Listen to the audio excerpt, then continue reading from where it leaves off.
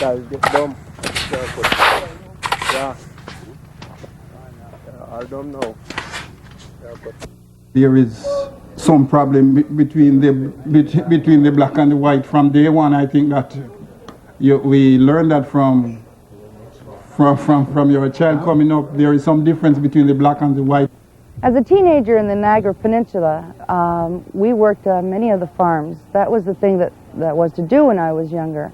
We would go out and we would pick the cherries, and we would pick the peaches, and we would pick the strawberries.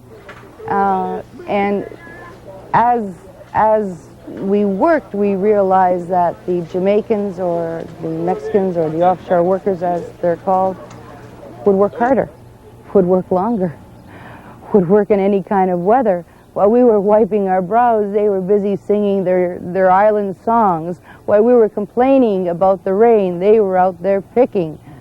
That basically was how I met them. That's how I started to realize that there are another people out there that enjoy our country, enjoy our land, enjoy working it.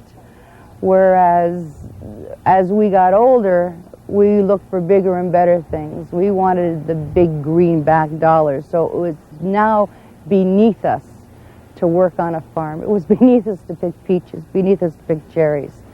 And that's where this became a big business. That's where the offshore worker started to really come into their own. I guess originally we were one of the first settlers to come into the Niagara Peninsula in the Mount Hope, Winona area in 1787. And they decided around the turn of the century that there was some good peach and cherry soil in this area, and that's why we're here today. And we owe a lot to their foresight in the choice of soils and choice of location. And things have changed a lot over the years, particularly so much as sourcing labor to get our crops harvested and our crops pruned. And the Jamaican offshore program that we've had for the last nearly 30 years has certainly been a tremendous help to our industry, and without it, I think we'd have to give up some of these crops, particularly where they're all hand harvested, such as peaches and pears. These three houses are where most of the fellows are housed. There are several other houses located around in different parts of the farm where the fellows live. This year there's 58. But the people are not too nice with us. It's like they are prejudiced against us. They have something against us. We don't know what really going on, but I think we should have closer relationship with these people, but we're providing food for them anyhow, because we are trying to prepare food, put food on their table. I've been in contact with many of the farmers during the years, and they have conveyed to me the fact that without this program, without the Jamaicans, without the Mexicans, they would not be able to make their operations run as smoothly as they do. They are a big part of their business, the mainstay of their business.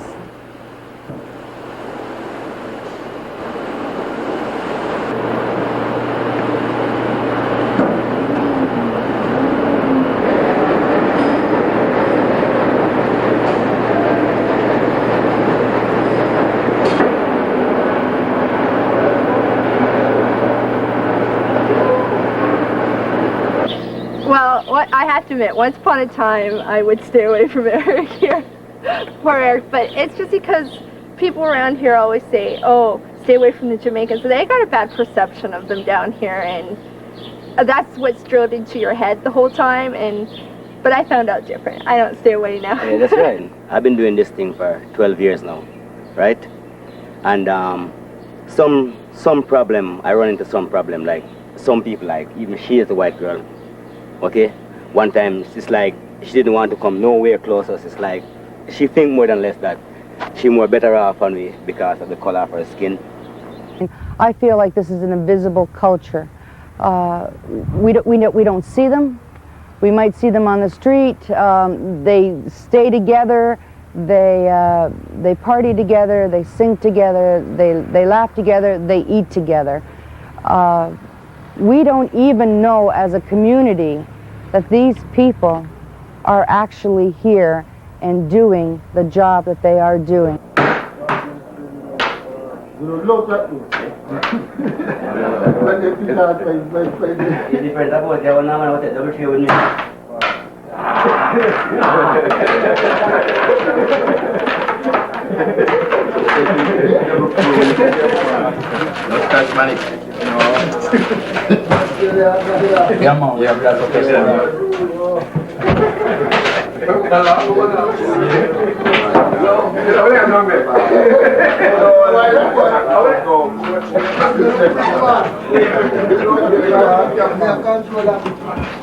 Well, alright, I want to see up there. Yeah, man, it looks nice.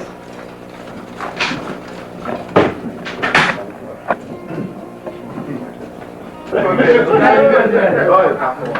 sit down, how are you, man? I'm a star, man, if not doing music, God bless you.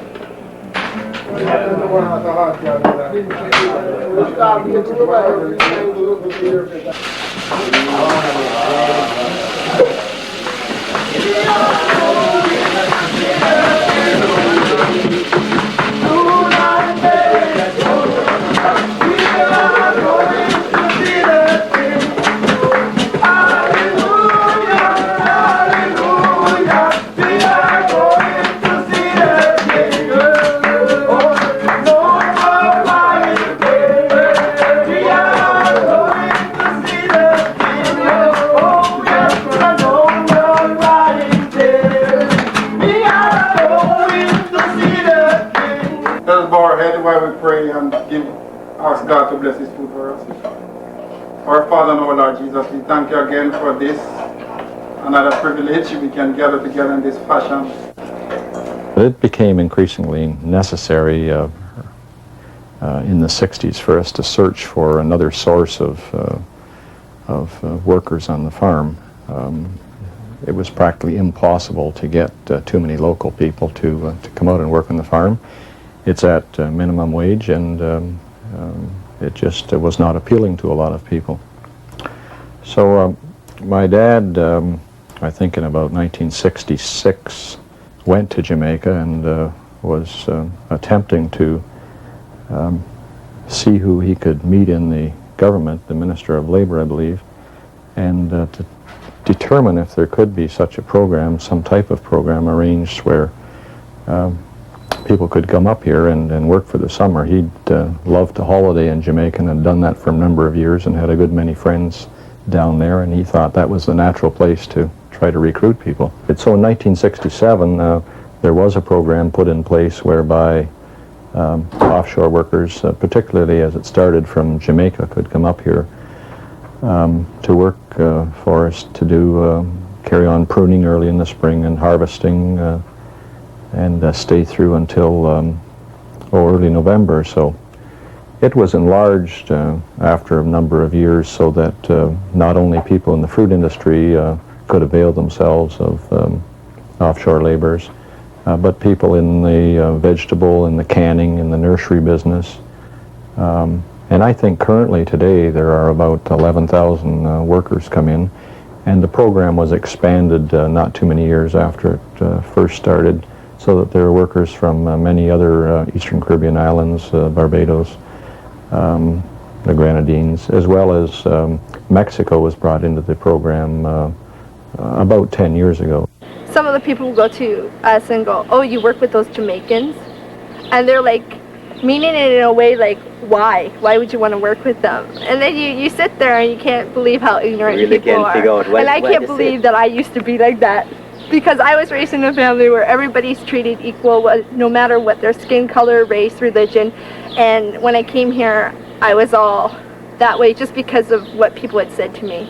And it's wrong because I didn't come in here with an open mind, but not anymore. Yeah, that's right. And I love that. But there's no excuse for my ignorance. Sometimes we guys have to come up and we have to stay at a small building in Jamaica for maybe 3 days. Because we come from all different parts from the ministry. And we spend it there and we come up at 10 o'clock in the night to reach Canada. And they hear me, liaison officer. You have to direct us. You have to direct the new guys because they don't know much about Canada. So we have to stand there for a while. Then this immigration lady come up and said, don't sit beside my door, beside my door. I don't want you guys beside my door. And she was vexed. You can see it in her face that she was vexed. Eh? So she walked across and went over to talk to her friend, and then she looked across and said, I don't want none of you guys beside my door because you guys are stinks. Yeah. That's the most embarrassing time I ever had for 18 years in Canada. When I go to the supermarket or the post office or wherever you go to do shop here, but the people they are very proud. They don't want to, when they are giving you back the chain and they hold it up high and drop it in your hand, they don't want to touch their hands in yours. So I think that's a big problem here. And they are very selfish people. And yet we spend thousands of dollars at that supermarket. We spend back half of the money what we work here. They are not friendly. If you are walking from the store and taking your groceries, then they pass and they laugh at you. They don't offer you a ride or something like that. I don't know what happened to these people here. Leaving your family for maybe 7 months or what, it is very hard. You have to think about them all the time, every minute of the day. Because sometimes you're here for 2 months, you don't get a letter, so you don't know what's really going on there. You don't have a telephone at your home in Jamaica because we don't have phone in our home. Some people may, but not everybody. So you see, it's pretty hard sometimes. I have a family of 5 back in Jamaica. I think here's my wife to be. And, she's a very nice lady. And I miss her most of the time. Even when I'm working, right? Because sometimes it brings pain to my heart because last year she was pregnant last year, and there was a sad news came to me that my baby's dead. And I wanted was to go home, but I just couldn't make it. Because if I go, maybe it would endanger my chance of coming back here for another time. So I had was to live with it and cope with it until I reach home. And sometimes you even got sick here and you are scared to go to the doctor because it's like they want to tell you that you are not sick. They don't know your feeling. They want to tell you when you are sick or how you are sick or whatever you are. And it's not nice. I think we should be entitled for the same treatment what the Canadian people are getting because we are here too. For me to leave, they are going to say, oh my, there is no man at home. How are we going to manage? And for 7 or 8 months, my kids are without a father, right? Sometimes my wife here, she works. So, you know, it is a rough going between my whole family. Being here for so long, you leave a kid at about 3-4 years old. For the next 8 months when you return back to Jamaica, that kid would be running and scaring and say, there's a man coming. Right? Mommy, who is that? Right? And for another 3 or 4 weeks, it takes that kid to start coming back. And by the time that kid gets to know you very close again, that's the time you are ready to leave again. Right? So it really scared them a lot sometimes. And I hate that. Because my own kid been running away from me. That's not too good. There's lots of people around here don't talk with me, so therefore I can't talk with them. Because that's what a lot of them tell me out in the field, is that they're scared to come talk to people out in Byland here because people right away, oh my God, like, why are they talking to me, and da-da-da-da-da, and they get really upset about it. And there's no need. People are just trying to be friendly, trying to make some friends around here. It's not easy for them coming down to a strange country and not knowing anybody. That's right. as Jamaicans and Jamaicans, right? Sometimes we really don't get along with each other the way we should. And when I find it that way, it's made me feel real sad. It's like I'm in a world of no family, no friends, nobody, no nothing. We place an order through the local Canada Immigration Centre in early January or February, at least 8 weeks ahead of when you would require people. And the local agricultural centre must determine whether there are local people available to do the job that's required. And when it's been determined that there are not sufficient numbers to do the job, then approval is given so that the application can be processed. The employees are deducted income tax, workman's compensation, which we pay on their behalf, unemployment insurance, Canada pension. They're able to apply to get income tax back and Canada pension back when they go home. The unemployment insurance is not refundable, neither is it available to them. So, and they're covered by, with Ontario Health through employer contributions.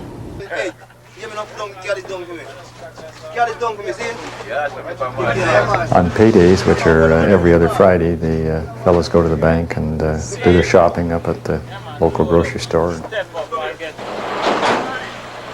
When they get back, when the van gets back with the fellows, there's numerous truckloads of people selling their wares, from clothing to lingerie to foodstuffs to bread and whatnot, and it's quite a sight to see all the people selling their various wares. We're from Toronto. We come every week to sell them goods. West Indian type of goods that they wouldn't be able to get in the store. I just want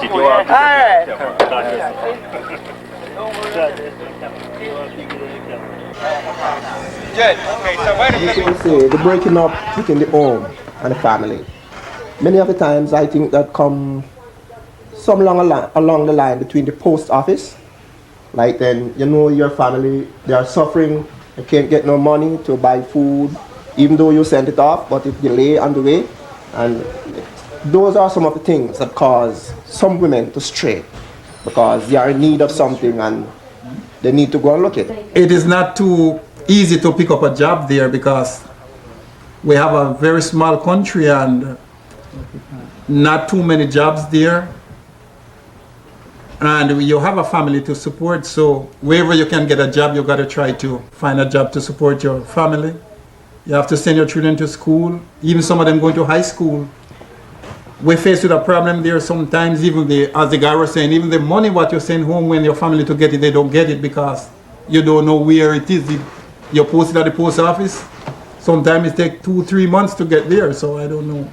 I enjoy working up here because I make a lot of money up here, much better than down me. It's hard to make money down there. You can't find a job as easy like you find it up here. Working here for the last 18 years. It's very good.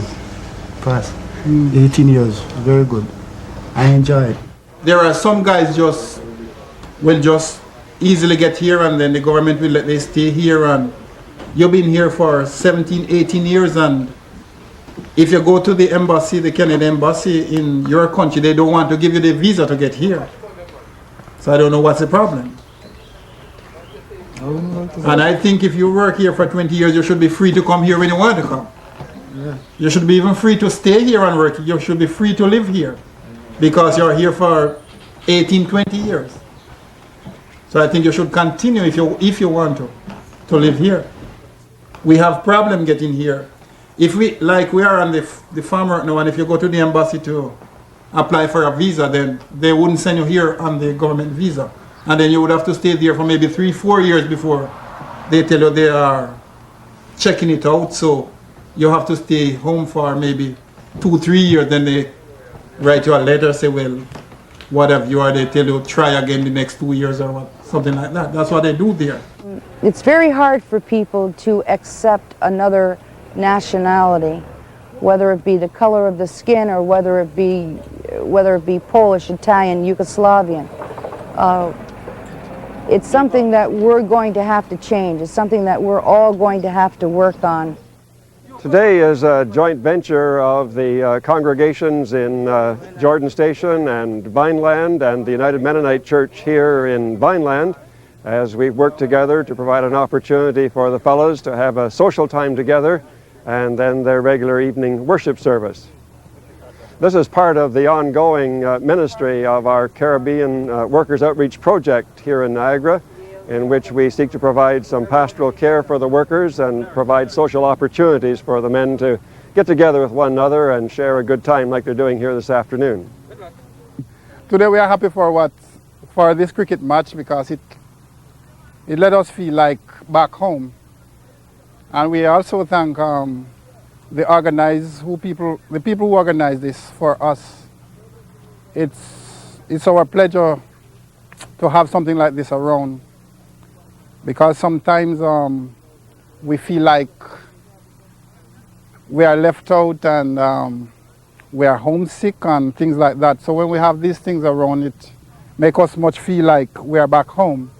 And we also thank the people from the United Church who first started this, I think, 3 years ago. We hope and trust that they will continue to find something to help us so that we will continue to feel like we're at home. So on behalf of all our Jamaican friends, we have people here from all over, from maybe Jordan Station, Vineland, St. Catharines, even Toronto we have people from today enjoying it. And we hope that it may continue some more so that we will know that we're a part of Canada.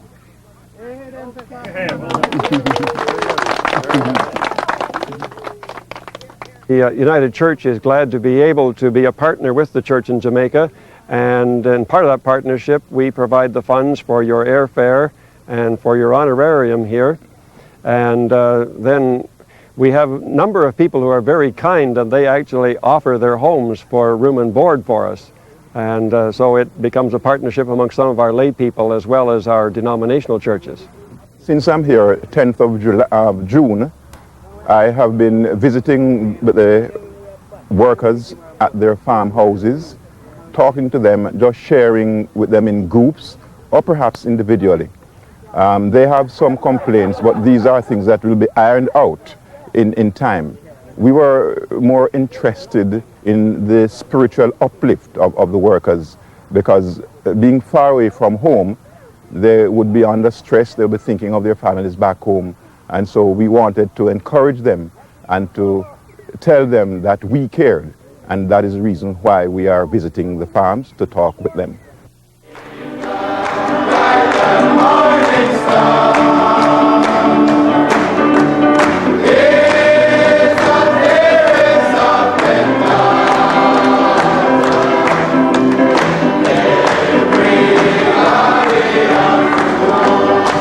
Like, it's summer now. Sometimes we would get ourselves on the lawn, we play a little soccer, a little cricket, tell a story of each other, we make dramas of each other, and we have a good fun of our everyday life here, right? You know, we all have funny names to call each other, right? And we make no fuss about that. We just take it easy and play it cool.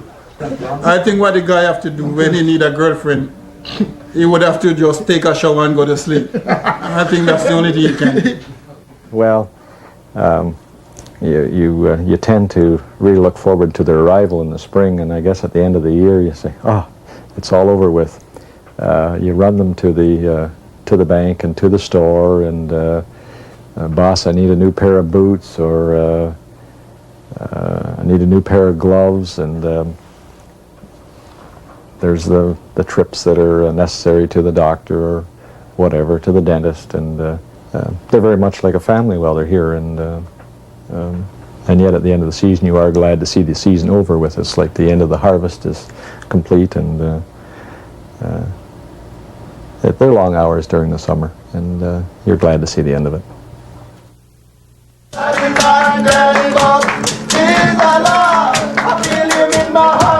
I feel him in my